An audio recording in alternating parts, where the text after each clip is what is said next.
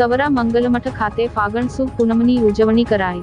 ભરૂચની પૂર્વ પટ્ટીમાં તવરા મંગલમઠ ખાતે ફાગણ સુદ પૂનમની ઉત્સાહભેર ઉજવણી કરવામાં આવી હતી। ભરૂચ તાલુકાના તવરા ગામે મંગલમઠ ખાતે પરમ પૂજ્ય ચેતનદાસ સાહેબની ઉપસ્થિતિમાં ફાગણ સુદ પૂનમની ઉજવણી કરવામાં આવી હતી। સાથે જ હોળી ધૂળેટી પર્વની ઉજવણી કરાઈ। આવનાર દિવસોમાં મંગલમઠના અનુયાયીઓના જીવનમાં ધૂળેટીના અનેક રંગોથી રંગાય છે, રમાય છે। તે જ રીતે દરેકના જીવનમાં જીવન રંગબેરંગી બને, તેઓના કામકાજ અને ધંધા રોજગારમાં સુંદર પ્રગતિ કરે તેવી મંગલમઠ મહંત શ્રી ચેતનદાસ સાહેબ તમામને હોળી ધૂળેટી પર્વની શુભેચ્છાઓ પાઠવી હતી।